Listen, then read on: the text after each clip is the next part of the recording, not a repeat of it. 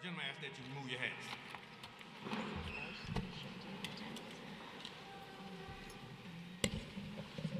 Let us pray. Gracious and eternal God, we thank you for this day and the leadership as they assemble to serve the people of Montgomery. We solicit your wisdom, guidance, and understanding as decisions are made that impact our city and its citizens. To God, grant unity where there is division, clarity where there is confusion, compassion in every action that shall be taken. Bless every leader, every staff member, and resident represented today. May everything that is done here today bring honor to you and benefit those that are served. We ask these prayers in your blessed and holy name, and we pray agreeing, saying amen. Amen. Amen. Thank you, Mr. Jackson. Bishop, please join me in the pledge. I pledge allegiance to the flag of the United States of America and to the republic for which it stands, one nation, under God, indivisible, with liberty and justice for all.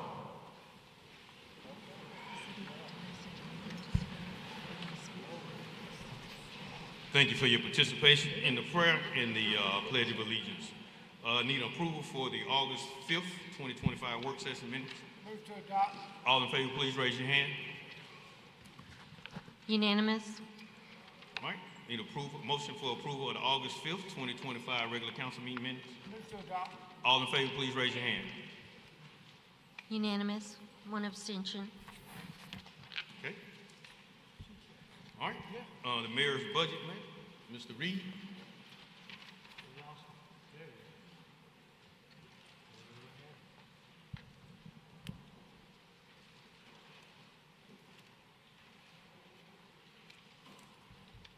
I'm going to stand by. If you can stand by and wait on the mayor, he's actually on his way down. Okay. All right. Well, I have a couple point of personal privilege. We have the Brothers of Omega Psi Phi Fraternity Incorporated that's visiting with us today on a civic leader to come down and see how the city of Montgomery works and how our council meetings work. If you guys would stand and while the mayor is walking in, you come up and we'll take a photo op. Y'all give them a round of applause.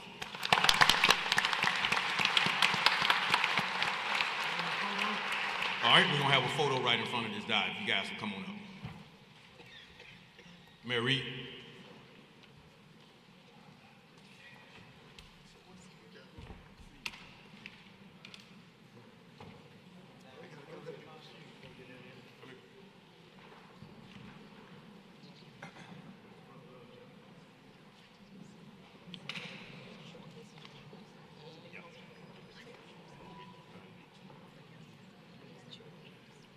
Right in your head shine on.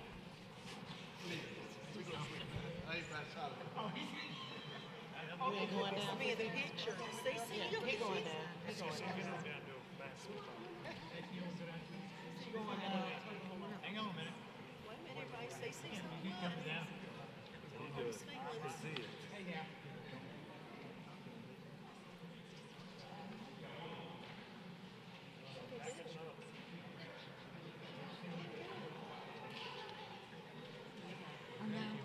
There's a bunch of y'all. Not a city council. Look at council. They gonna hurry up and let him get up there. Don't let him get up there.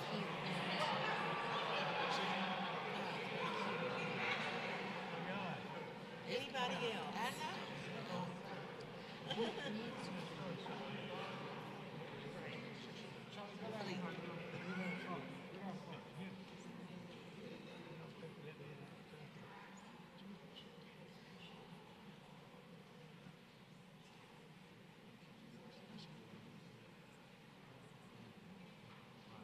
What Charlie said he wanted to get down? Congratulations, Rhonda.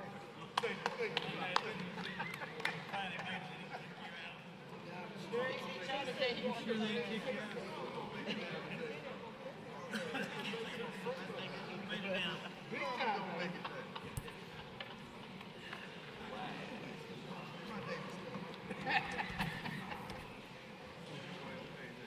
Thank you.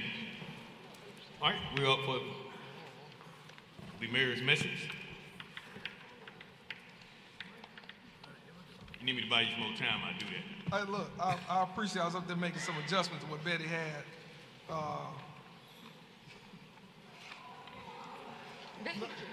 He'll say, That's a good, well, I won't say it's a good day, Betty, it depends. Want to say good evening to everybody. Good to see everybody here. I want to tell you to go ahead and relax a little bit, Ms. Pro Tem, because this budget message is a little long. But the information is good. So we'll take that. But I certainly just want to spend today to talk about the message that we have for the residents of the city of Montgomery and for the city council to consider for passage for the fiscal year 2026. This proposed budget is both balanced and it's one that we think is very fair and in line with the growth of the city. Reflects our continued commitment to fiscal responsibility, strategic investment, and inclusive growth. As Montgomery evolves into a premier logistics and industrial hub in the Southeast, our planning must match our scale of our ambition. Fiscal year 2026 proposed budget builds on the momentum of transformative developments, prudent revenue management, and a shared vision for a vibrant future for all the citizens of our city. Mr. President, you and I have talked about the city's financial health and the stability that we seek to have for not only our government, but for the region itself. And the city's financial health continues to be underpinned by the growth in three primary revenue streams, which are sales and use taxes, business license fees, and ad valorem taxes. Sales and use taxes account for nearly 50% of the city's revenue. And although fiscal year 2024 saw a 5% year-over-year increase in this revenue source, it has not been as robust in the current fiscal year. Year-over-year, the increase is hovering at 2% for fiscal year 2025. This revenue stream is projected to be flat or at the same level as around fiscal year 2024 at the end of this current fiscal year. After remaining unchanged for over a decade, I want to thank the City Council for increasing business license fees that were adjusted for the current fiscal year to reflect the city's expanding base. It is projected that this revenue increase will generate additional revenue while maintaining fairness and competitiveness for businesses operating in the city. Ad valorem taxes, or property tax revenues, continue to grow steadily, which is driven by rising property values. A good thing for us in our city, and certainly new developments. Many of you are seeing them in your district. Many of you are seeing redevelopment and renewed investment in older parts of the city. These funds support essential services and infrastructure investments, ensuring that growth is matched by quality of life improvements. These revenue sources provide a stable foundation for the city's operating budget and allow us to invest confidently in public safety, infrastructure, and workforce development.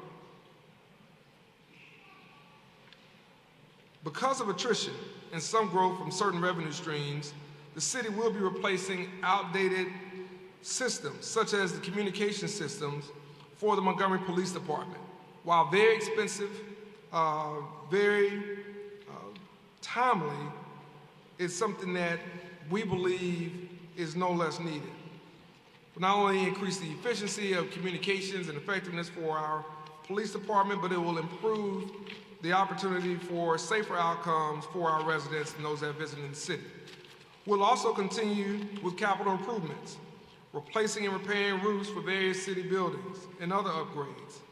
We also understand that our tourism feeds our revenue and our general funds. And so for over 2 years, we've been talking about wayfinding, basically more decorative signage that really point tourists to various historic places in our downtown area and in other parts of our central core.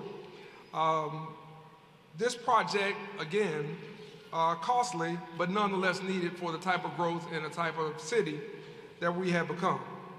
We'll also look at other projects that we have to repair, such as elevators, while also investing, as we've said before, in particular in recent months, investing in up-to-date and recent technological improvements such as speed and red light cameras throughout our city. Also, LPRs should also be mentioned, license plate readers. Additionally, rolling stock such as open body trucks, bucket trucks, and heavy-duty equipment needed at the landfill will be purchased to replace equipment whose useful life has expired and costs too much to repair. Revenues have continued to grow for the largest revenue streams that constitute more than 86% of the proposed fiscal year 2026 budget. The current year's revenue projection includes growth based on actual revenue collected through July and forecasted through September.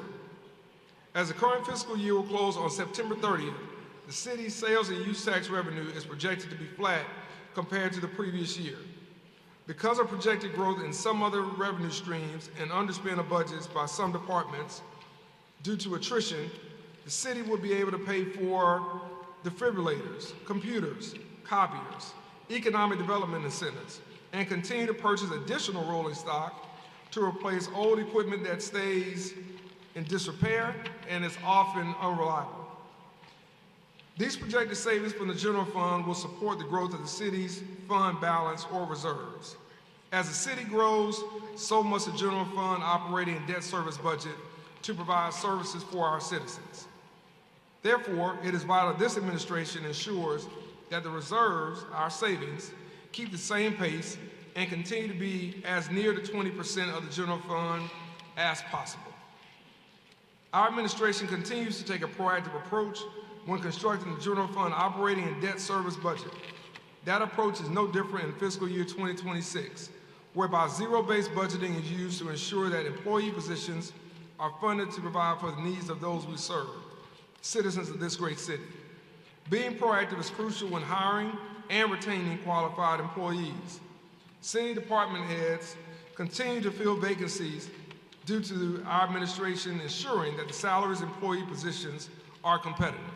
And we're grateful for the council cooperating with us in the budgets. We try to keep up with not only some of our local and state competitors, but also those at the federal level and in the private sector.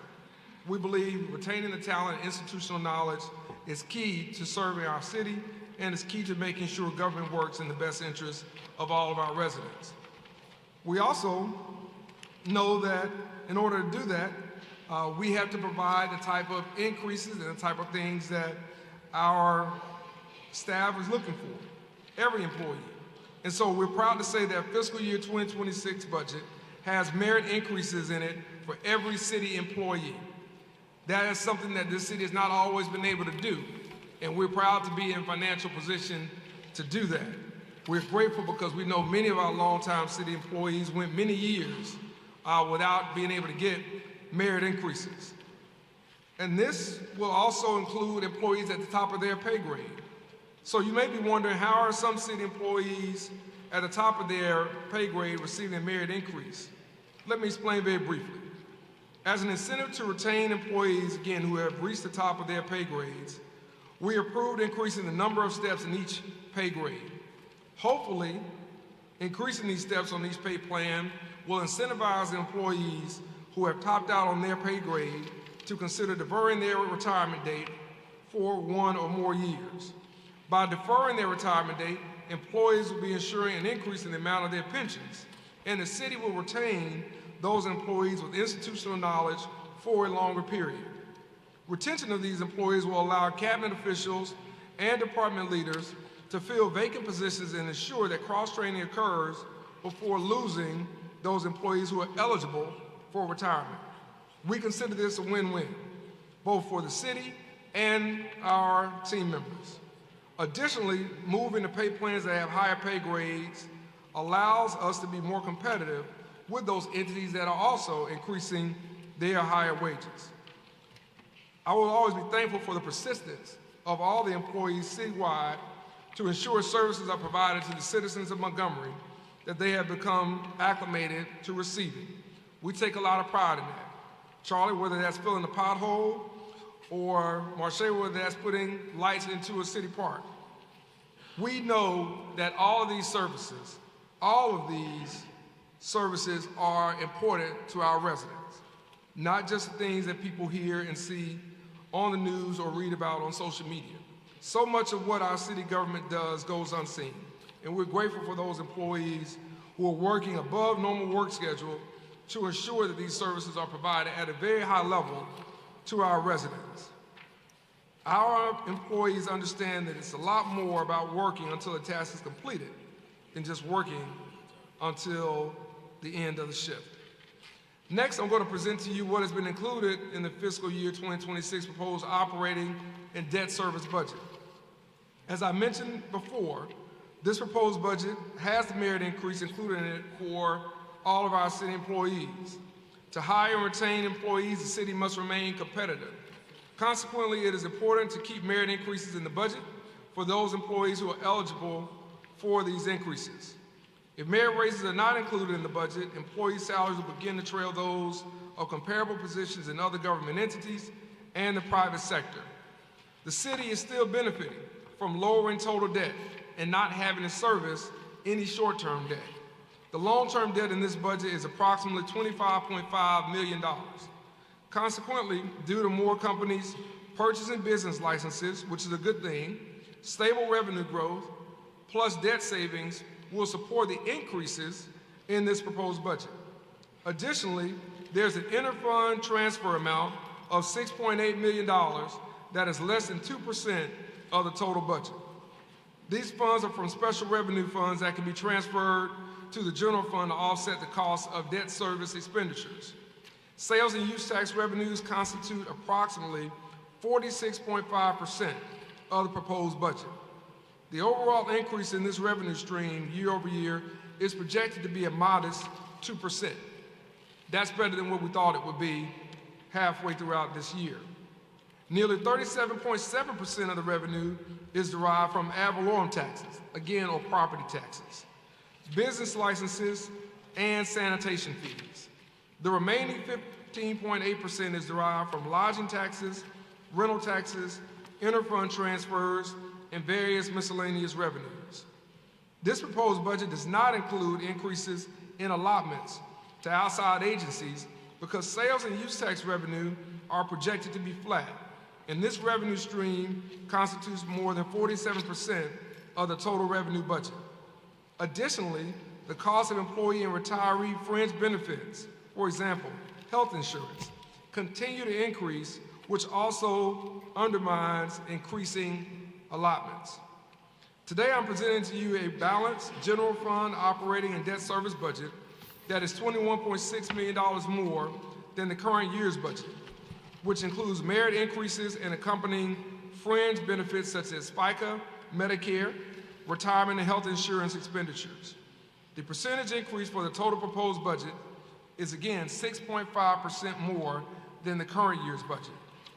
Those city council members who were able to participate in the budget meetings heard cabinet members and department leaders express their requests and justification for the increases in their departmental operating budgets to continue providing high standards of service that are paid for and rightfully expected by our residents.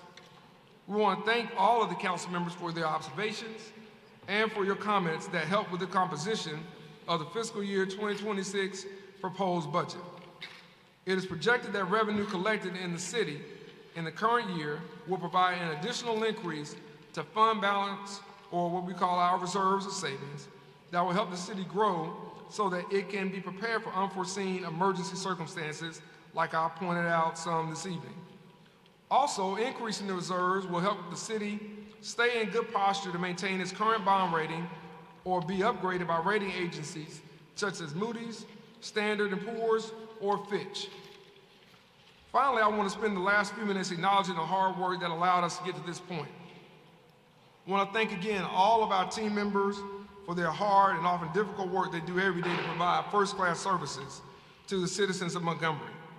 Also deserving of our thanks are those employees who spent many long nights, many long days and weekends preparing the final budget documents from all the various departments, but certainly our finance department, our CFO, Betty Beeville, and her staff, who worked persistently projecting revenues, working with the city council on questions that they had, giving them answers and other observations to ideas that were brought up, screening expenditures, answering questions, emails, and other correspondence related to the 2026 proposed budget, even taking in questions and concerns from the general public.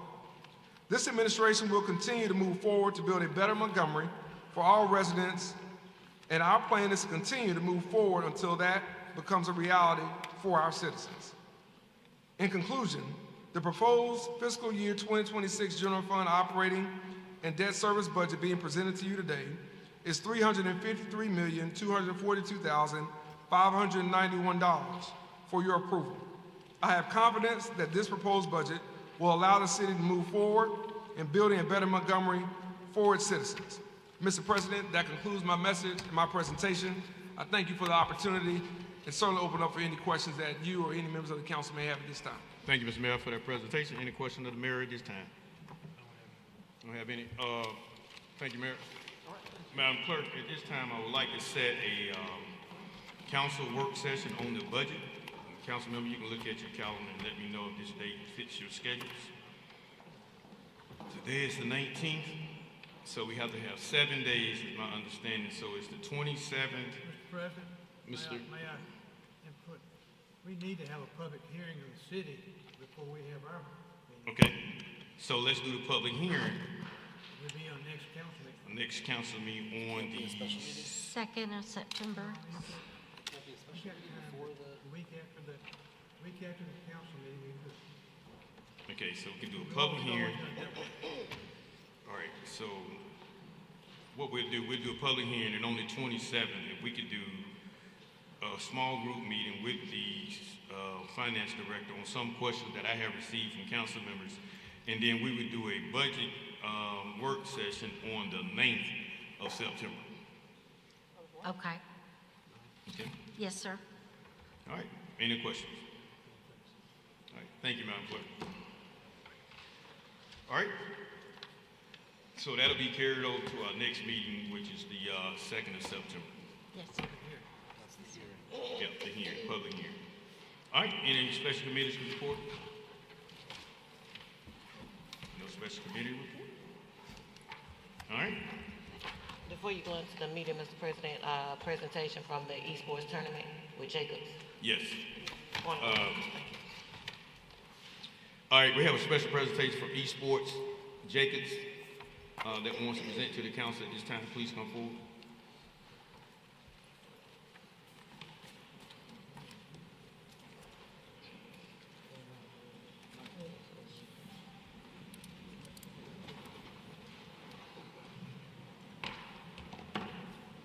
Good Yes, evening. Yes, ma'am.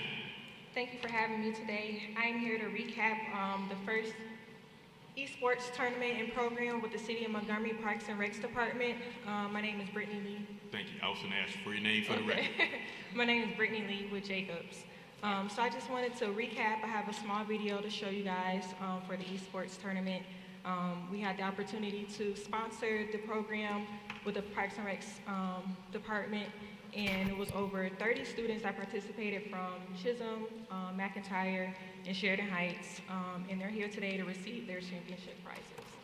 So if you take a look at the screen, we'll recap the small video.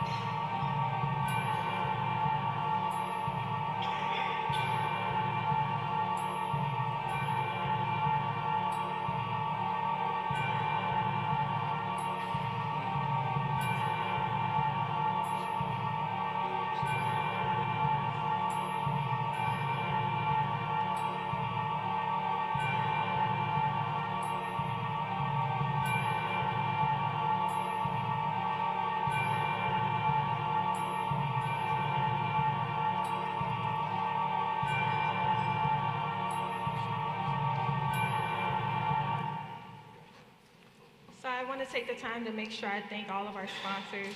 Jacobs was one of our sponsors. AT&T, who's here today to sponsor their championship prizes for the 6 championship winners. We also had sponsorship from C2 Technology, AT&T, C2 Technology, ASU, and Solution, and Cisco. So I will pass it over to Sandra, who will present our 6 championship winners. Good evening. My name is Sandra Slade, and I'm the Recreation Superintendent for Parks and Recreation. And at this time, I would like to present to you the winners from our Esports gaming tournament. When I call your name, please come up to the front.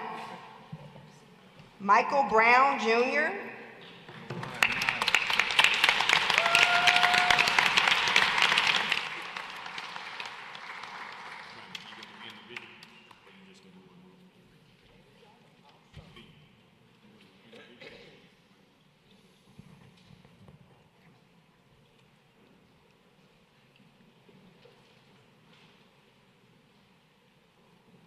Tyrese Foster.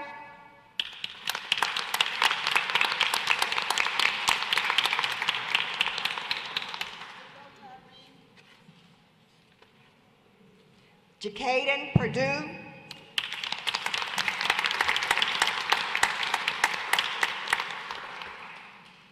Tyler Petway.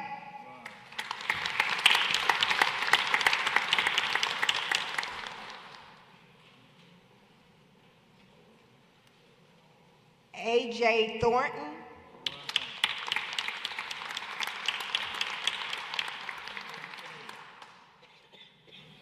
And Jacob Williams.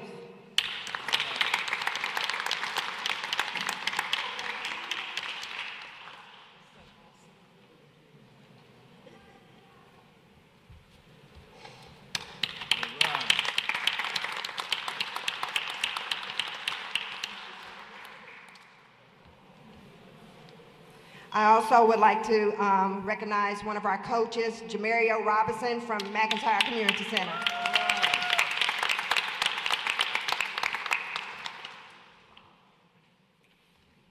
Again, congratulations to all of our championship winners. And I also want to thank Councillor Johnson and Councillor Riley for their participation as well.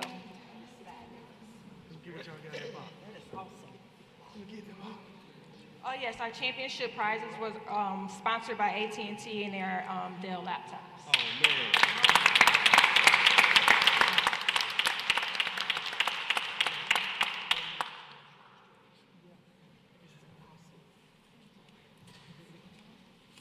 Hey, let's slide on some cheese. Let's move on. All right,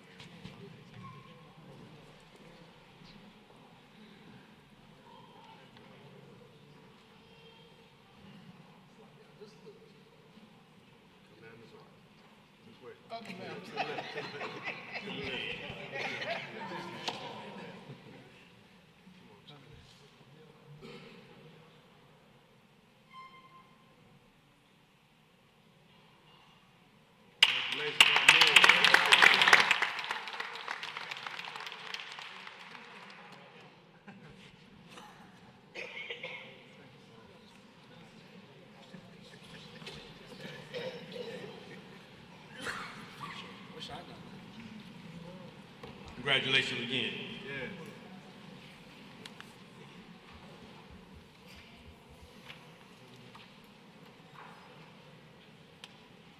All right, thank you, Ms. Johnson and Ms. Riley. All right, Madam Clerk, first item. Items 1 through 5 are the consent agenda for the council approval. All right, need a motion? Move to approve. A motion to approve. All in favor, please raise your hand.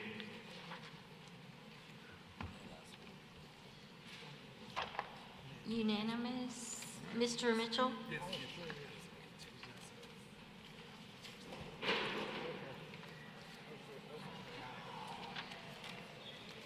All right, next item. Yes. Item 6 is ordinance rezoning 10.65 acres located at the southernmost end of Lark and Lane from an R60M to an R50.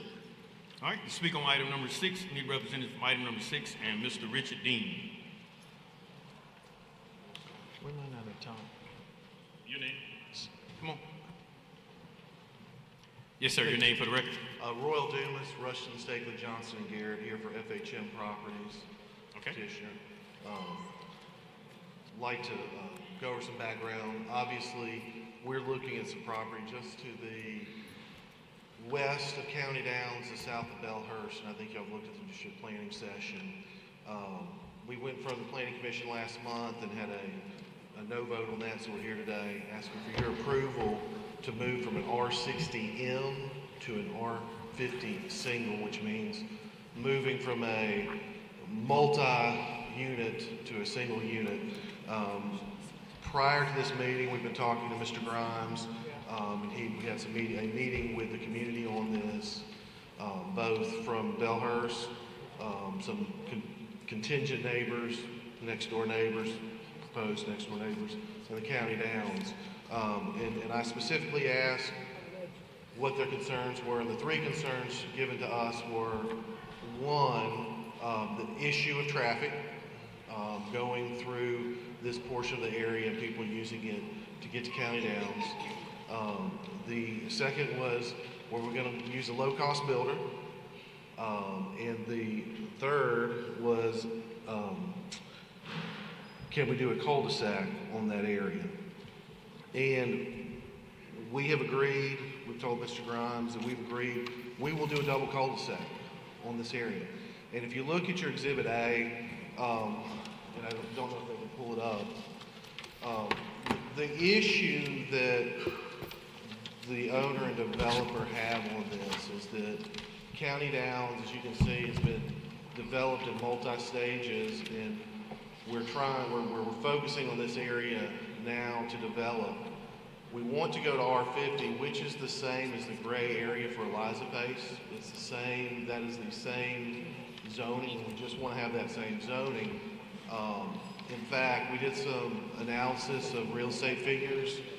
The per square sales price of those houses is listing about 111 right now, but the realization of sales is about 105 per square foot. The houses we propose to be built by our developers are going to come in 165 square feet, so we think it'll be both an improvement to the community. Now, I've been here before, I've been in front of the Planning Commission before on the County Downs issues, and one thing that's been expressed several times to us was an issue with interconnectivity in County Downs. That is good for some certain safety protocols. It's bad for, and we understand, we hear the residents, it's bad for people driving through County Downs taking shortcuts. So the proposal that we have, and hopefully you will agree, is that we'll agree to make this area south of Eliza have no connectivity to County Downs. It will be part of the homeowners association, so they can use the fountains, the public areas in County Downs. But there will not be traffic going from that area into County Downs. Furthermore, it creates a buffer between what is traditionally single houses, all the way 150 buffer between us, then there's an easement to the area south of us. So I think it truly fits in with the theme and the nature of the neighborhood. Be willing to ask any questions. I've got Mr. Bostic here to answer technical questions, but those are the issues we've dealt with the... Mr. President. Mr. Grimes? The guys have been nice enough to meet with us. Appreciate Mr. Dumas and Mr. Bostic meeting with us. We have agreed that we will queue this property and not have any connectivity to the other property, and we're all in agreement. The neighborhoods, the developer, and us, all at R50, put it to R50 with 2 cul-de-sacs on each end. Okay. We're good. You want to offer up the queue? Yeah, we want the queue. That's just so that it can't connect. So that's the only, now they're good enough to do that, and I think it's a good marriage between both parties. Okay, then take a motion. Make a motion to approve. All right, I have a motion to approve. All in favor, please raise your hand. Ms. Raleigh? Yes. Unanimous? Hey, we need to change it any? You'll need to amend. Okay. So, all right, we have a motion to Motion to Now, amend. motion to amend with the Q with the double cul-de-sacs. Make that motion for me, Mr. Brown. Motion to queue it with two double cul-de-sacs on the street.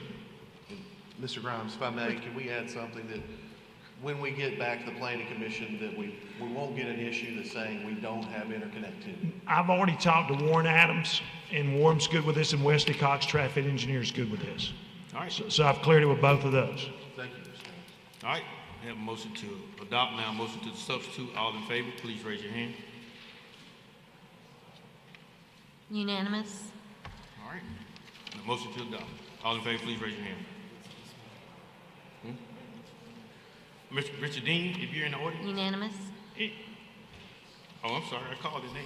Mr. Richard Dean, okay. You picking up, opposing or you for? I'm Richard Dean. I'd asked to speak if it was not going to be cul-de-sac, but they'd worked all that out. So I signed up in the very beginning, but I don't have anything else to say. Thank y'all very much. Thank you, Mr. Dean. Thank you, guys. Right. Good luck with your project. Thanks. Item 7. Ordinance rezoning 75 acres located on the south side of Selma Highway from an AGR1 zoning district to an M1. All right, representative for number 7, please come forward. All right, on item number 7 to speak with, I have David Honeycutt, Ed Fleming, and Karen Bollinger. Oh my God. All right, Mr. Step forward, sir. You represent the property? Sir? You represent the project? Yes, sir. Okay, your name for the record? Ed Fleming, Montgomery, Alabama. All right. And step aside. Your name, sir? I'm David Honeycutt. Okay, and you're Karen Baldwin. All right, are you in favor or you opposed to the project? Opposed. Okay, you can go ahead and speak. I take the opposed.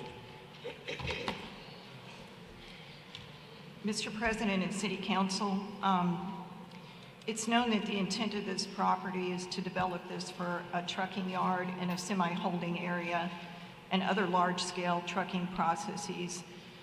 We feel that this is a premature to be brought before the City Council for rezoning without the actual description of what is being proposed on this land. What was written in the proposal was for marketing purposes, which I'm assuming means marketing to sell the land. I really don't think that this would be considered from the City Council, except for the proposer who's asking for this to be rezoned.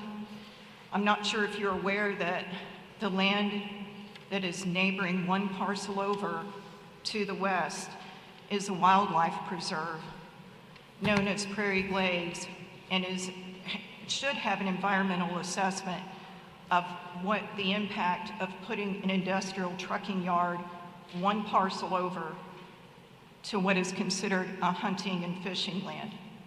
When I talked to the attorney of the state lands yesterday, they were completely unaware of this. So I don't believe there's an environmental assessment that was done. In the packet, it was stating that this wasn't an environmentally sensitive area and that it wasn't required. You know, I stand here today as a citizen of Hope Hall that has 8,000 plus residents. We don't want industry out there. There is ample places within the city of Montgomery, not within Hope Hall, not in the PJ, to put industrial development. We don't want it out there. The city of Montgomery has taken $1.7 million in tax money from us last year and provided us 0 city services. And we stand here today asking you yet again on an issue to not develop our agriculture and residential land that surrounds this entire area. We feel confident that with due diligence, there is other opportunities within Montgomery to place an industrial semi-holding area. And we hope that you seriously consider that. The Hopeful residents have had enough. All right. Thank you. Any questions for Ms. Baldwin? All right. Mr. Honeycutt.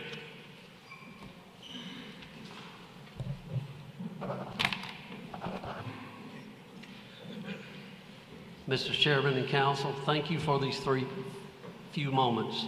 I'll be brief. I'm David Honeycutt. I've been a resident of Hope Hull for my entire life.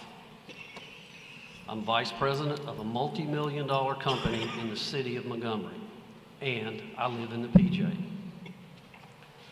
Citizens in the police jurisdiction never seem to have a voice on what happens in their communities. I'm here tonight to express in a loud voice to you, figuratively of course, that the people of Hope Hull, Katoma, and Pentlala are vehemently opposed to this rezoning proposal. As I stand here now, there is a community meeting about this topic and others that are of major concerns to the area. As a community, we do not want any more industry in our area. We conducted an online poll on our community page to see who was for or against this rezoning. 163 people responded, 161 were against. It was only up for a few hours. We want to keep the properties we have left out of the hands of industry. It is destroying these communities. There are other places that can be used for trucks that are staging for the inland port. West Boulevard and West South Boulevard are full of abandoned lots. Property on the north side of Highway 80 is already zoned as M1. Have any of you ridden through those areas lately? You should. You'll see what a disaster it is, which is exactly why we don't want this property rezoned. We all know this rezoning is a slippery slope, or you should know. It always seems to take land away from us and leads to more industry intruding on our country lives. The city wants to tell us what we can build on our properties in the PJ, but we get no city services. The city takes our taxes, but we have no voice. Tonight, I hope you hear the voices that I'm representing and not pass this rezoning. Thank you for your time. Thank you, Mr. Honeycutt. Mr. Fleming? Anyone have any questions for Mr. Honeycutt? Yes, I have a question, Mr. President. Ms.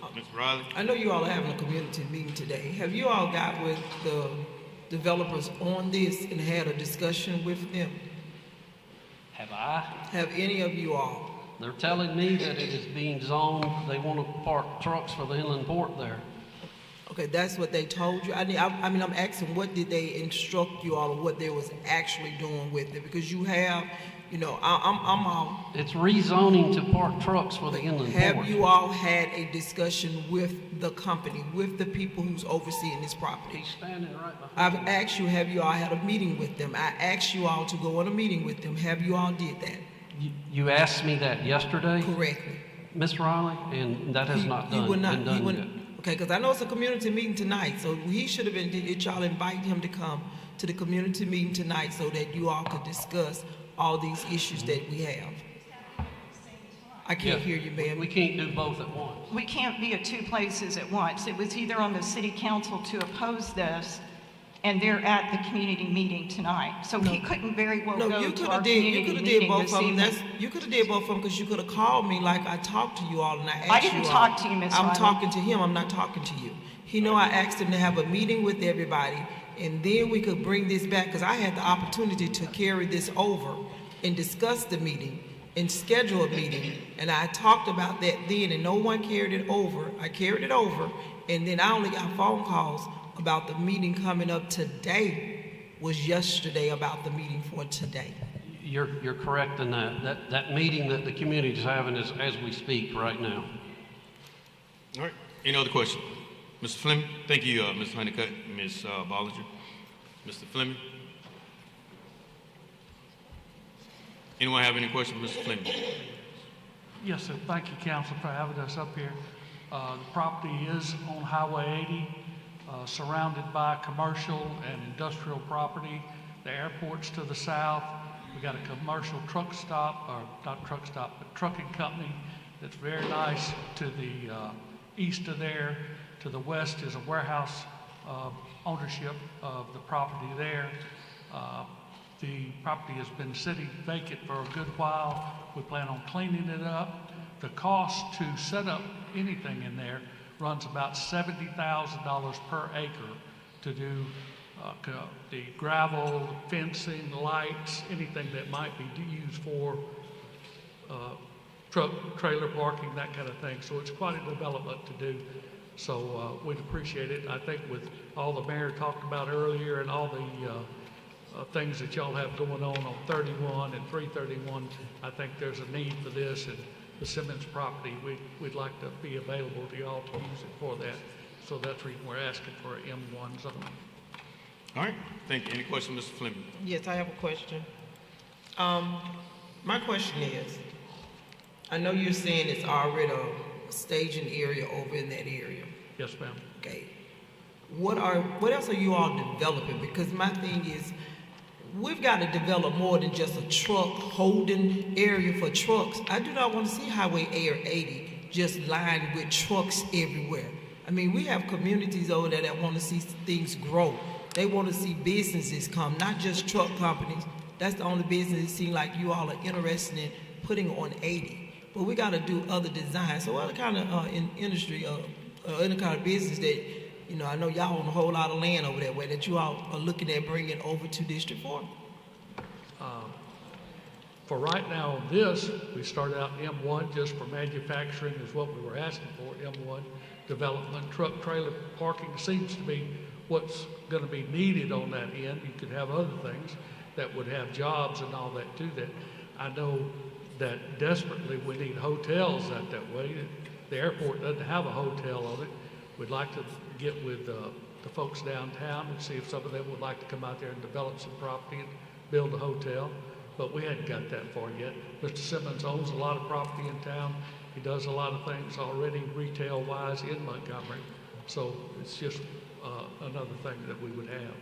But it seems like if you look at the property, commercial and industrial is what's out there on Highway 80 now. Yes, ma'am. I ride Highway 80 every day. So I see a lot that goes on Highway 80. Yes, ma'am. Because it's in my district. Yes. So, I mean, it's just not a lot of industrial out there. It's a lot of land out there. Yes, ma'am. So, you know, let's say it's a lot of land, not industrial. All right. All right, thank you, Mr. Fleming. Ms. Riley, any motion? Thank you. You know, Mr. Gow, I'm with my people out there. I believe that we need to, I'm voting this down. That's just me personally. All right, so you have a motion to deny? I have a motion to deny. Okay, we have a motion to deny. All in favor, please raise your hand.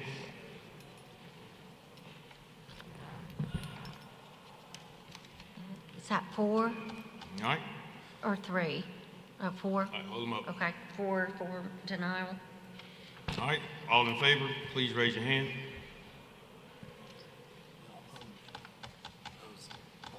One abstention? You opposed? I said for approval. Okay, what was it? Okay, we have the motion for denial. We have how many on the vote? 4. Okay. I believe Mr. Pruitt abstained. No, ma'am. No? Okay. Are you for or against? Your denial? Yes, ma'am. Okay. So motion's denied with a vote of 5 to 4. Okay, we hadn't took the all in favor yet. So all in favor, please raise your hand.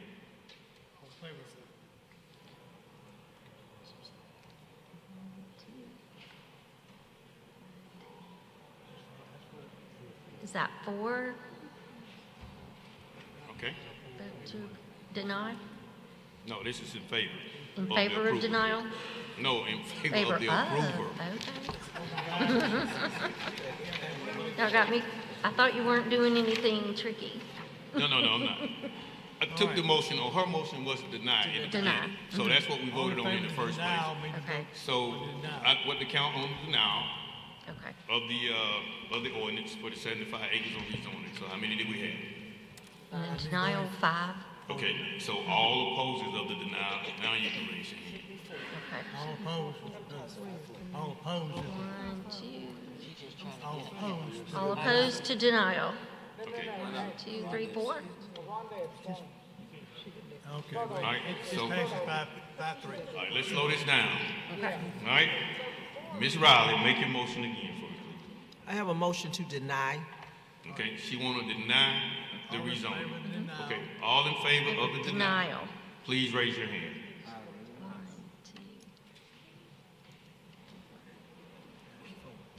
That's 4. Okay? Now, all right? Now, all opposers of the denial, please raise your hand. 4. All right? So the motion to deny the rezoning fails for lack of a majority. Who abstained? 6 abstained? Okay.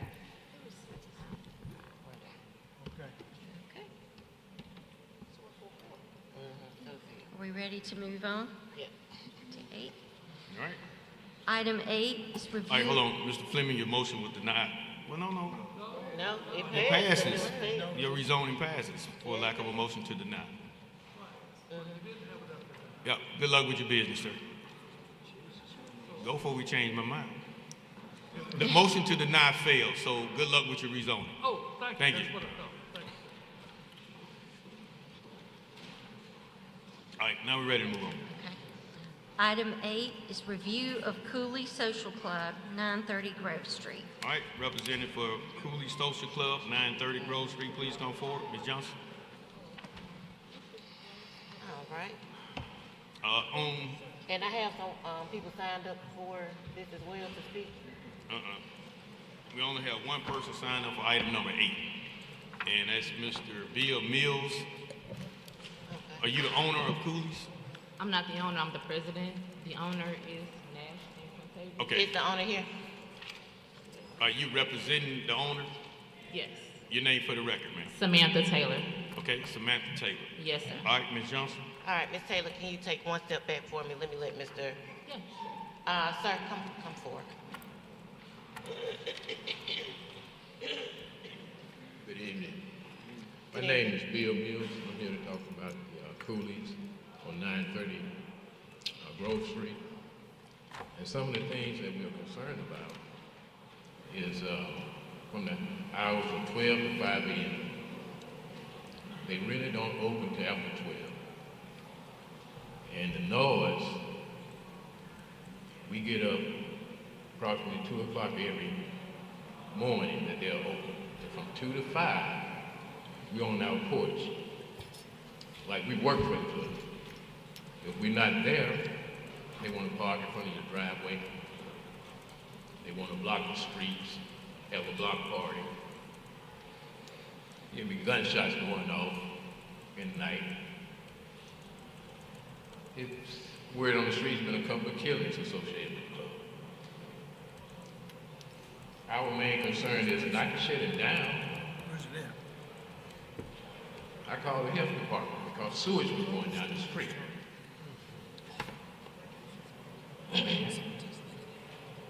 He got that fixed. So we here, we just want him to abide by the rules like everybody else. And what those are, we have no idea. I don't understand how they can stay open to 4 or 5 o'clock in the morning when we have clubs that have to be closed at 2. So they say it's a social club. Well, if it's a social club, I thought you're supposed to have members, a membership. Well, you can't be charging every night that you're open if you got membership. Another concern is the parking. You know, you have no one outside. We're on the street, we see kids walking by, pulling doors. Yeah. And if we're not out there, you know, that's breaking it in. I shouldn't have to stand on my porch. First of all, I'm 70 years old, and I shouldn't have to stand on my porch from 2 to 5, Thursday, Friday, Saturday, and Sunday. I shouldn't have to do that. We've talked about it. I've talked about it with him. And don't get me wrong, like I said, we're not here to shut it down. We just want to conform like everybody else. And I know we have some clubs that out in Normandale, supposed to be a social club. Hey, they out of here. We had another one over there in Cloverdale. Okay? They on top of that. But when it come to my neighborhood, I call my person that's supposed to be my council person, I get no response. I see council people out in the streets, I have to talk to them. And that's a crying shame. I remember when I moved here 3 years ago, well, when y'all had the elections 3 or 4 years ago, I had a problem with a lot. I called my council person. She called me back so quick and scared. I go, oh. And I told her when I saw her about the incident. She might not remember, but I said, you got my vote. But since I've been here and observed with my own eyes, I'm not pleased with my district council person. She do not return phone calls. I don't understand it. So how can I report something to you, you know what I'm saying, if there's no communication, just like tonight. The only way I found out about this was happening, I saw him at Walmart. That's a crying shame. I ain't opened a public forum about something that I had been calling about the city, calling the police department, and all this. And if I hadn't saw him a couple of days ago, I never would have known. Health issues. Like I say, he took care of that. The fighting, trash. When we moved over there, it was nice and quiet. And now it's a whole different ballgame. All right, Ms. Mills, we got your point. We got your point. All right, thank you. Thank you. Thank you, sir. Now, Ms. Johnson. Yep. And I do, Mr. President, thank you. I do want to address you, sir.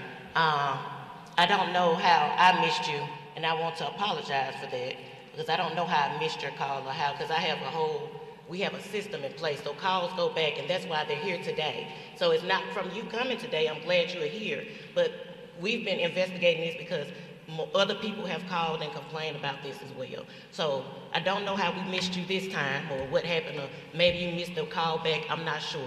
We won't get into that today, we want to talk about coolies today. Right. But we are responsive, and they're here today because we are responsive in this office. So we could get together another time, but I just wanted to address that. All right. I thank you, sir. Ma'am, you can come back. Hello, good afternoon, and thank you, Council, for having us today. Again, my name is Samantha Taylor, and I am a representative for Coolie Social Lounge today. All right, thank you. So I'm bringing you in, this is just us having a conversation right now about the issues that were addressed. He mentioned a few of them. Yes. So noise, the zoning, we looked up your zoning for the area, and I think I may have spoken to you, young man, before. I have, yes, okay. So the conversation I had prior, and this is done officially, so that way the community understands that you are having a conversation and things are happening. You can come forward. I'd rather speak to the owner. Thank you, ma'am. That the community is aware that you are aware of the issues that have been opposed and brought up about your social club. And then the conversation that we've had previously, I know I missed you yesterday. But you have people calling that are in support of you, and then you have people that are older, and we spoke that you're in a residential area. I understand that what you're trying to do, and we spoke about the license and looking at how that would look and looking at other areas, so you're not in a residential area with the noise, the parking, and all of that disturbing the neighbors. Because we want to sleep at night, of course, anyone would, and we want to respect that. And because you're not in a commercial area, and we know the zoning for that is older. So with that being said, what the city of Montgomery is doing is we're working on the zoning ordinance, which I educated you on a little bit, that we'll be updating for the area, because we do need to do a lot in that area, and it's going to take more than my 3 years I've been in office to do that. And we have been working on it since I've been placed in office on updating that, because it just doesn't fit where we are now in the city of Montgomery and moving forward to progressively grow that area. And so what we want to do is move that from inside a community, and like I said, I want to sit with you and actually look at other spaces and things where you can have an actual entertainment, because if that's what you want to do. But right now it looks like you're a social club, like a frat. but you're not a frat. You having parties, and so it's a difference. You know what I mean? It's this gray area, but we don't want to do that. We want to respect our area, want to respect the people that live in that space. So what I want to do is ask you to close for a minute so we can look at these spaces and, you know, because you shouldn't be collecting money anyway unless it's a monthly subscription or a membership fee, not actually money to come in and people leaving at 4 o'clock in the morning. You know what I mean? Like he said, he's 70 years old. Some of the other neighbors older than that. And then y'all been in the area for a long time. And I think, if I'm not mistaken, you from the area. That one of y'all, somebody I spoke to that's from the area. Yes, ma'am. And so you understand what I'm saying and Yes, what I'm ma'am, coming Ms. from. So Johnson, what I I want to definitely look at an area where we can find you somewhere nice to sit and you can build it out and grow your business and make it in an actual way and grow it and build out a foundation of real business instead of what you're doing right now in the community. Yes, ma'am, we definitely understand. However, we do open to the public until 2 a.m. After 2 a.m., it is members only. Everyone does have a membership. They are not charged after 2 a.m. It is members only. And as far as the loitering, we have hired more security to patrol the area. Also, the Patriots, their vehicles as well. We also help with the grass at the vacant homes surrounding the business as well. We have no loitering signs. We also have Lieutenant T on our side. He gives us help whenever we need him. If he's not available, we call 911. We are aware of the loitering that's going on, so that's when we contact Lieutenant T. He comes right then and there. If he's not available, someone else calls. Who is T? Tell me what the T stands for. He just told me Lieutenant T when he first came out. That's the name that he gave me. I got his direct phone number. I got his personal line. Share with you. And so you know about the noise ordinance. Right. Spoke about right. that. So that's where the extra security comes in, because however, we are in the middle, as you know, of two other neighborhoods, Centennial, and we have Patterson Code. They do walk. They do come and try to come into our business. However, they are turned around. It's a 25 and up business. They are turned around. Now, they do hang out on the outside, and that's when we call Lieutenant T. If he's not available, we call 911. They send someone out immediately, so they aren't out there very long at all. Warren, could you come up one moment? I know we did the research to see about the zoning and just look at what we're doing right now.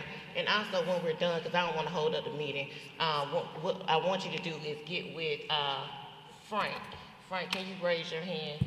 I want you all to get with Mr. Robinson. He's our Economic Development Department. They talk about community development. They have Access Montgomery and Esports, so you can look at the actual and the license department. Bob, raise your hand and get with them so you can get proper licensing, proper business set up, and then we can look at some other spaces for you.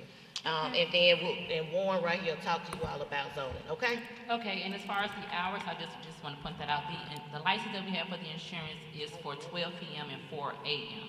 So that's the only reason why we carry on over 2 a.m., past 2 a.m., because our insurance license states 12 p.m. until 4 a.m. Okay, so what my request is going to be that you don't open for business until we can come back. We'll reconvene in 30 days, so we'll have a plan. I'll bring you back in 30 days, but we'll talk in between the 30 days. But I'll bring you back in front of the council, so don't open in the next 30 days.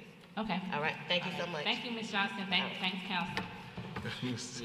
All right, thanks, Mr. President. Mr. Mitchell. And, you know, I hate to always go back, but we had an ordinance, and, you know, like I said, in the city of Montgomery, they don't have to close at all. They can stay, if they have but they can stay open all day long if they wanted to. And we had an ordinance that prohibit them, but, you know, we vetoed that ordinance. But we had an ordinance, but they don't have to, if they have the proper license, they do not have to close. They can stay open all day long. And that's what city council, we need to realize. You can stay open all day, all night long in the city of Montgomery. Oh, yeah. We don't have a hours of operation. Is that not correct, Stacy? Hold on. Am I correct, Stacy? Oh, y'all look good. Okay, y'all look good. Yeah, y'all look good. It's just a council conversation. And I just want the council to understand, I tried to put things in place so we won't come into what we're coming into now. And that's what we're seeing. If you look on the agenda, we're going to have plenty of liquor stores. I asked for a moratorium. We took the moratorium away. I'm asking for things that we won't have to run into this. And we run into this every time, and I have to point it out. They don't have to close. If they have the proper license, they don't have to close at all. They can stay open all night long. So I just want to make, I just want to make sure that the council understand that when you say they're staying open to 4, 5 o'clock, the city don't have an ordinance that requires them to close. I just want to make sure that we understand. All right, thank you. So states legally, the request from Councilor Johnson. Where we go from a legal standpoint with that? Are we able to It's not a show continue cause. to stay open? License. I mean, we're not, hold on. We're not revoking the license. So they have an operation.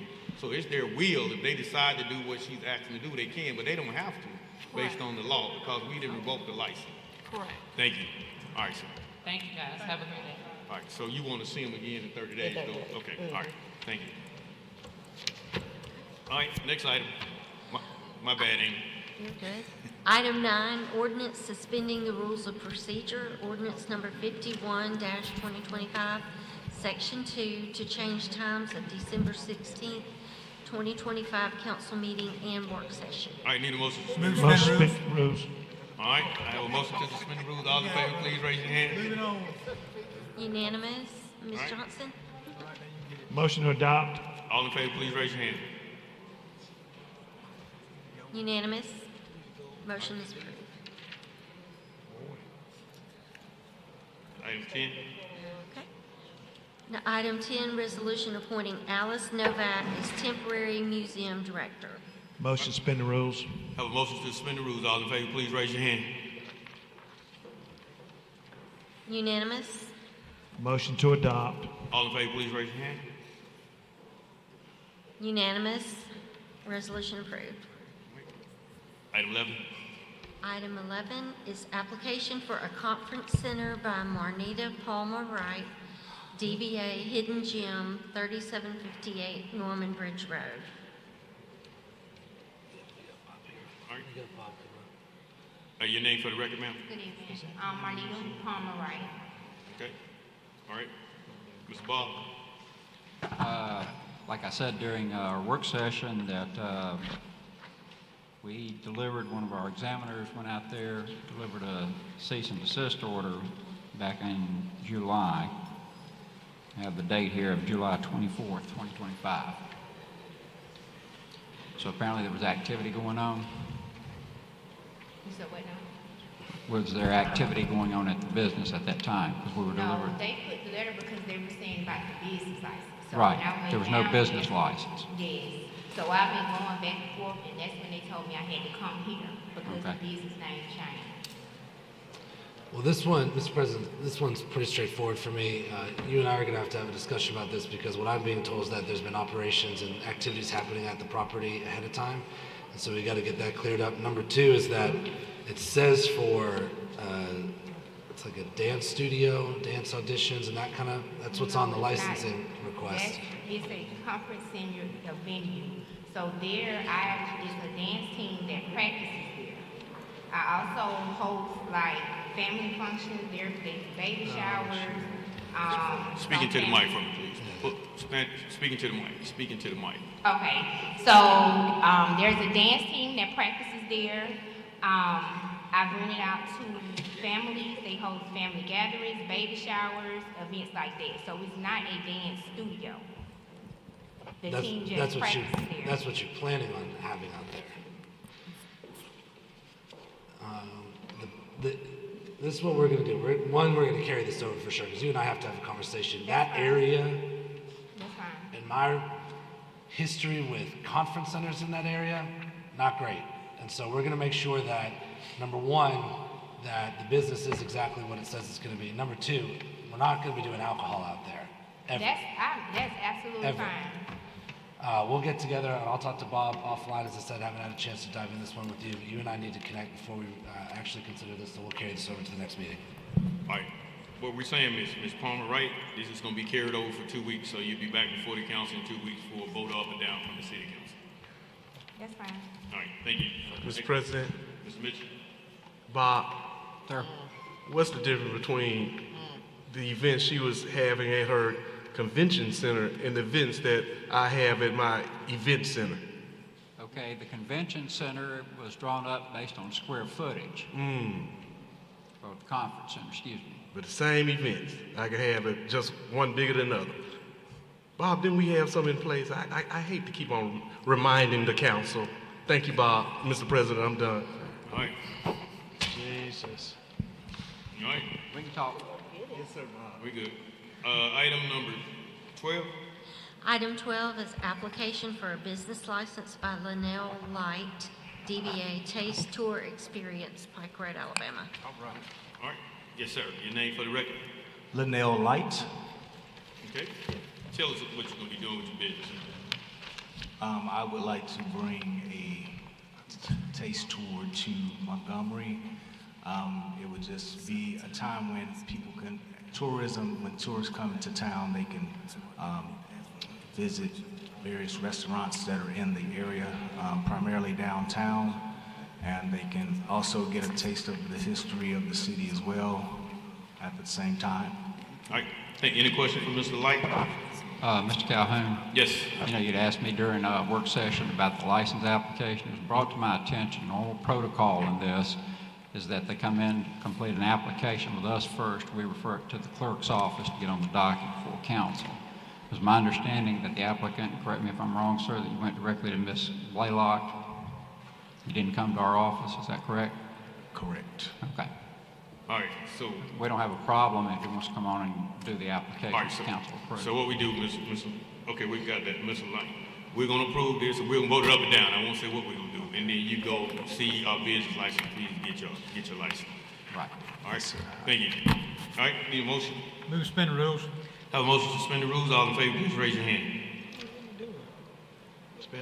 Unanimous? Motion to adopt.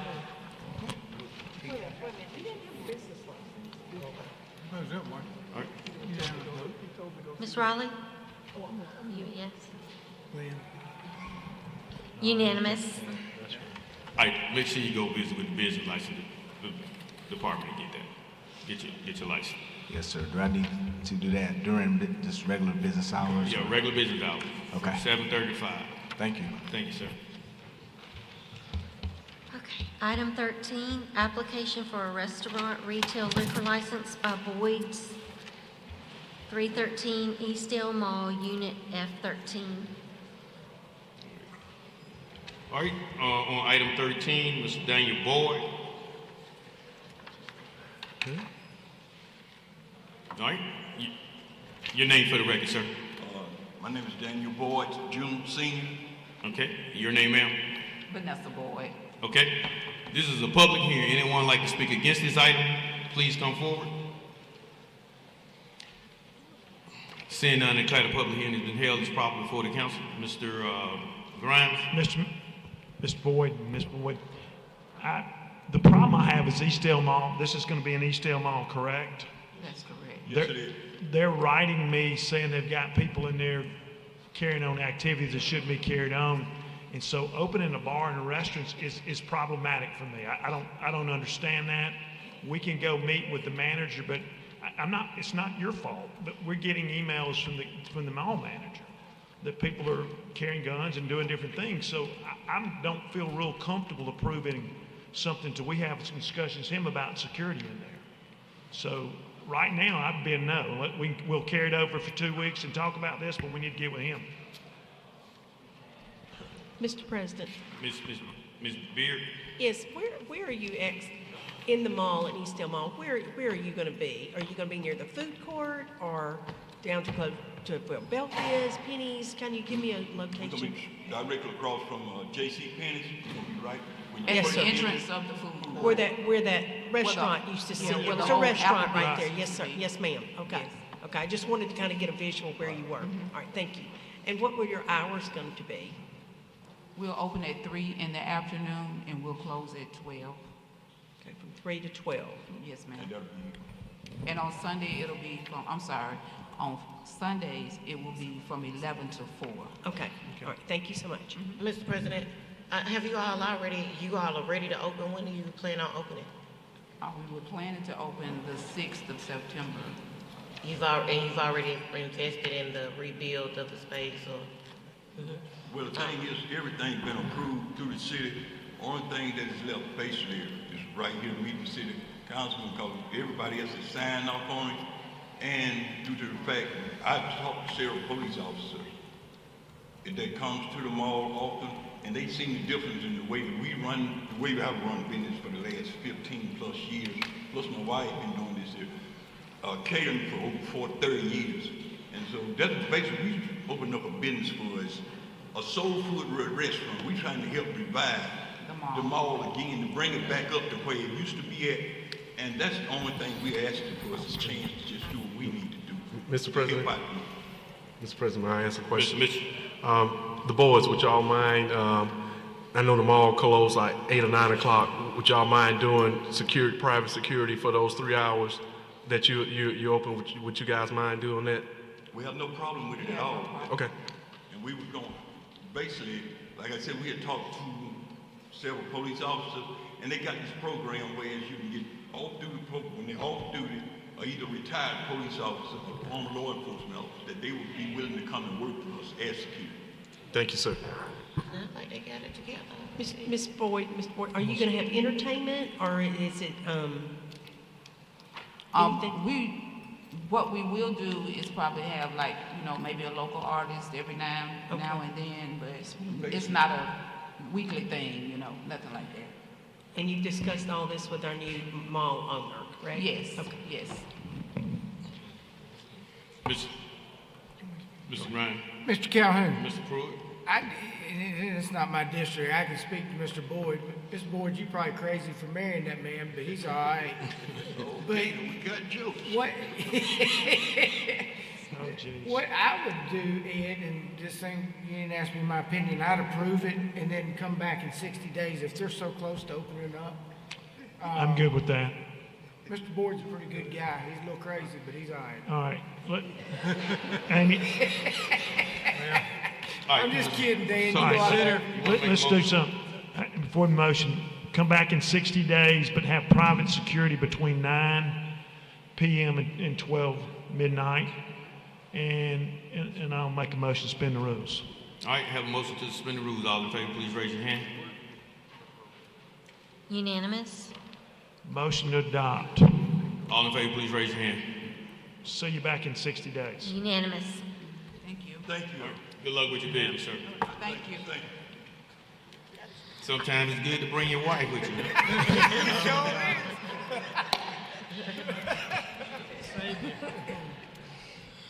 Item 14, application for a lounge retail liquor Class 2 package licensed by Payless Tobacco and Beverage, 720 Eastern Boulevard, Suite B. All right, need a rep. Chris Raymond. All right, Chris Raymond. And on the agenda, I have a Luther Rahman. Okay, all right, gotcha. Okay, this is a public hearing. Anyone like to speak against this item, please come forward. Seeing none, because the public hearing has been held, it's properly for the council. Mr. Grimes? Sir, we're going to carry this over. The neighborhood said they were unaware of this, and we're going to meet with the neighborhood this week or the first of next week. Yes, sir. I'm not going to speak, but the neighborhood said, but this was advertised, right? It was advertised. Yes, it was. Hey. They're all advertising. With all the junk that's over there right now, it's hard to see a sign. It is. I went by there. Okay. I'll get with you later this week, and we'll get with the neighborhood. All right. Are we carrying over for 2 weeks? Yes, ma'am. 2 weeks? Yes, ma'am. Okay. All right. We're going to carry it over for 2 weeks, and I guess you'll set up the meetings? Yeah, okay. You'll set up the meeting. All right. Thank you. Thank you.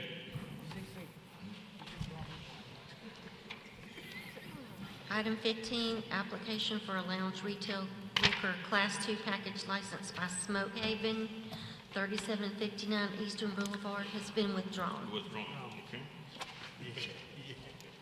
All right, next item. Application for a manufacturer liquor license by Diagio America's Supply, Inc., 7000 Celebration Way, Hopeful. All right, need a representative for Diagio, please come forward.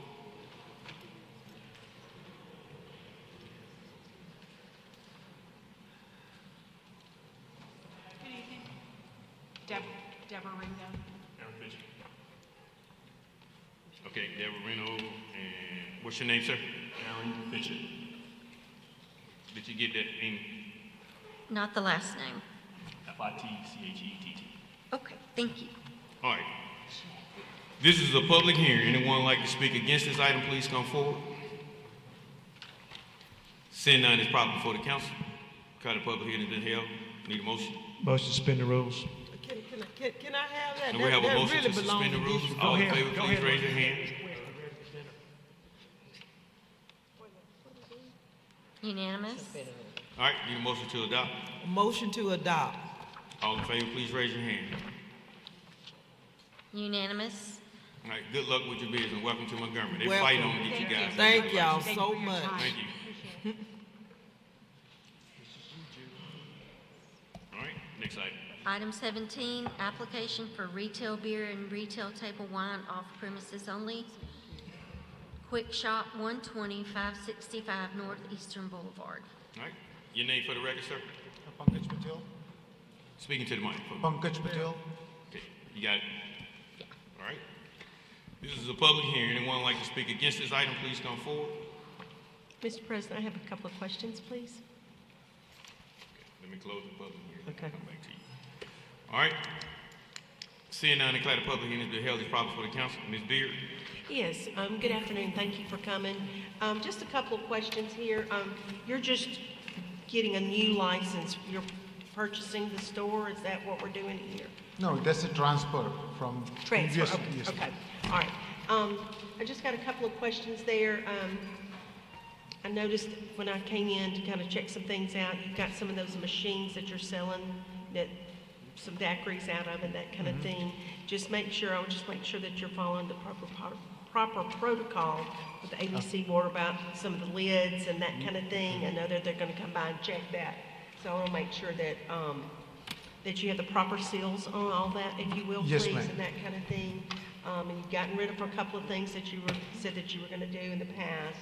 I know you're just a busy, quick stop right there, and so just making sure we keep it really tight and busy, and I'll be stopping by soon to see y'all again, okay? All right. Okay. Motion to suspend the rules? Have a motion to suspend the rules. All in favor, please raise your hand. Unanimous? Motion to adopt? All in favor, please raise your hand. Unanimous? Thank you. Good luck with your business, sir. Next item. Item 18, application for a special retail more than 30 days liquor license. Tipping Point, 5015 Hampstead High Street. Your name for the record, sir. David Tames. All right, Mr. Tane. All right, this is a public hearing. Anyone like to speak against this item, please come forward. All right, seeing none, declare the public hearing has been held as proper for the council. Need a motion? Make a motion to suspend the rules on the remaining of the agenda. All right, have a motion to suspend the rules on the remainder of the agenda. All in favor, please raise your hand. Unanimous? Move to adopt. All in favor, please raise your hand. Unanimous? Good luck with your business, sir. Thank you, sir. Item 19, resolution appointing Angela Hurst to the Board of Trustees, Montgomery City County Public Library by Councillor Calhoun, replacing Shekinah Calhoun. All right. Need a motion? Move to adopt. All in favor, please raise your hand. Unanimous. Item 20, resolution assessing the cost of demolition of an unsafe structure at various locations pursuant to section 11-53B-1. Need a motion? Move to adopt. All in favor, please. Yes, ma'am. You need to speak with us on item 20? All right. This is my uncle. He's the property owner. He was the one that's... I'm sorry. My name's Carla Sampson. This is my uncle. He's the property owner, James Shipman. He received a letter to dispute the demolition cost or anything. I spoke to someone previously trying to get an understanding of the process in itself, period, because I was trying to see, he was working on demolition, doing the demolition himself, and then he got this and he went to go get a permit and he was denied a permit, and then we get this notice, it included the bill for $21,000 for the demolition. What's the address? I'm What's sorry. the address? 1200 Lake Street. Mr. Dean, Did you say Lake Street? Day Street? Lake, L-A-K. Lake. Lake Street. Someone, yeah. The building's already down? Yes. Okay. Yes, sir. That is correct. So we followed ADM rule because the building was, had asbestos in it and it had to be removed a specific way. We hired an asbestos contractor and that is the cost to remove to a special landfill when dealing with asbestos in the structure. Okay. All right. It's down, and any administrative cost waiver, it don't come from the council. We understand that you're coming to speak to us on it, but they have to be waived from the administration, which is the mayor's office. So it's down. I mean, you would need to talk with the building, our building inspectors on what their next steps will be in order to rectify it. So there's nothing to be done. Yeah, the building is down. Now, the appeal should have come before they tore the building down. It's down now. So we got to pay the people, the demolition company that came in to tear the building down. So how do you argue or dispute a fee or what's already been done? Why would the letter be even sent to? When did that come before? I remember something on Lake Street a few months ago or something. So in that period of time, you know, that's when you come to address it from the council, and we possibly could have gave you an extension. But with asbestos, that's how we work it. We can't. It's hard to deal after the fact. Understood. This is our second go-round destroying our own property from a home being burned. That's why he was in the process of doing it himself, because I participated in that process years ago again. So I helped him out. He's 86, so I don't recall receiving any kind of notifications or anything of that nature. So that's why I'm here. I'm gonna always speak on his behalf. I understand it's already been done, but he's 86 and that's $21,000 is a lien on his property. The reality of him being able to pay that off in his lifetime is unlikely. So I did want to just speak on his behalf regarding, because that's very disturbing. Now that he's 86 and yeah, that's a huge amount for him to incur. Thank you. Thank you, ma'am. Next. Are you going to vote? Did you vote to We adopt it? we came back to 20. We're on 21. The demolition on 2932 Hutchinson Street. You never voted on 20. Oh, that is true, because they The came cost. in. Oh, okay, yeah. Need a motion. Motion to adopt. All in favor, please raise your hand. Unanimous. Next. Item 21, pursuant to Section 11-53B-1 Code of Alabama, authorization of demolition of unsafe structure at the following location, 932 Hutchinson Street. Move to uphold. All right, anyone in order to speak to us on 932 Hutchinson Street? All right, Mr. Jim Wright. Move to uphold. All in favor, please raise your hand. Unanimous. Item 22, resolution declaring public nuisances, authorizing immediate abatement and assessing cost of abatement of public nuisances. All right, need a motion? Motion to adopt. All in favor, please raise your hand. Unanimous. All right, thank you, council. We have a couple of resolutions and ordinances that we passed out beforehand that we need to take before we move into our public communication. Need to suspend rules on this. Yes. Motion to suspend rules. Well, you gotta read it, Charlie. All right, yeah. Read all that. Amy, we'll take the one on the amendment from the 10-year to 2-year from Sogo Properties. Okay. Do not have it to read. Do you have a copy? Yes. That's our bill.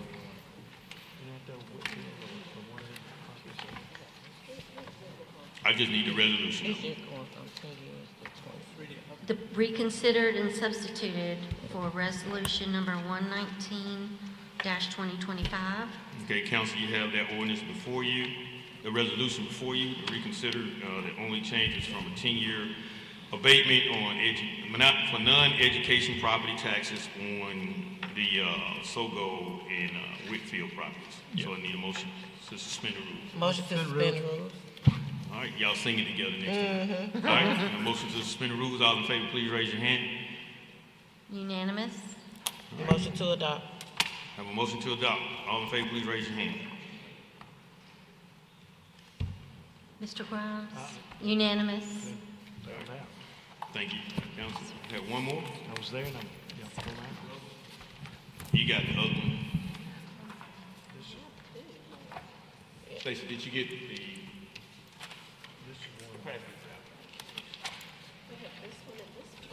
The one on the 1 Court Street?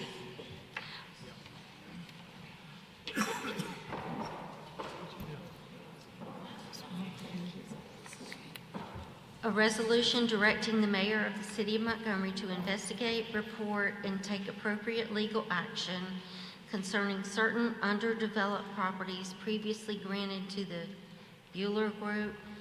All right. That's it? Yeah. That's it? Okay. All right, so I think this is gonna be coming from the council. The council's gonna move on this, so we just need to make an amendment. How we need to work this, Stacey? I'm reading it right now. Okay. Did you say an amendment? Yeah. Okay.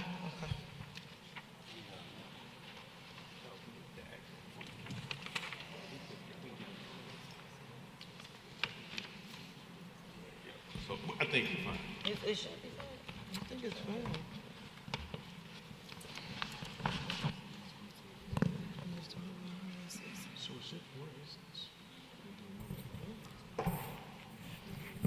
Okay, so the way I read this and make sure I'm understanding it properly, the council wants the mayor to look at the development agreements on each of these listed properties, determine whether there have been any violations of these development agreements. If so, take action to reclaim these properties and to issue a report to the council in 90 days. Yes.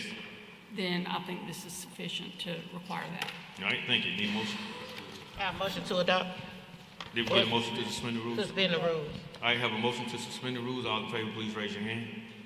Unanimous? And a motion to adopt. All in favor, please raise your hand. Unanimous? All right, thank you, council. Anything else from any council member before we move forward on public communications agenda? Yes, Mr. President. Mr. Szymanski. Mr. President, we've been having some continuous issues with Airbnbs here in the city of Montgomery, especially the ones that are being used and turned into party houses. And I know that legal has done some work. I've also had good conversation with Councillor Johnson, who's been working with land use. And so we want to combine those efforts and to get some, whether ordinance language done, to help us do and strengthen the governance that we have over the Airbnbs. And so I'd like to request that the Commerce Committee, and I know Councilor Johnson's the chair of that, but I'd like to request that the Commerce Committee meet to review the work that's been done and then help advance this so it can be brought before the council. All right, one question. Do you guys have anything that you're asking me to put into the Commerce Committee? Yes, land use already has an ordinance that's already prepped. He just needs a little bit more guidance to complete that. So when we put it in committee and legal jumps on board, we can go ahead and combine the efforts and close it out. So it is a short-term rental ordinance that is in works already. Okay, so We'll just put it into committee to complete. now who you say had it? This will be land use, legal, and the commerce and industry committee. Okay, no, my question is, do you have an ordinance for me to put in committee what Yes, you're working on? it's a short-term rental. Okay, so, yeah, we'll go ahead and call it Commerce Committee meeting for the short-term rental to put into committee to revise. Okay. As soon as possible? Yes. Okay. What date? You gonna call a meeting? Yes, I'll call a meeting. All right, thank you. Anything else from any other councilman? All right, in our public communications? Councilman Calhoun.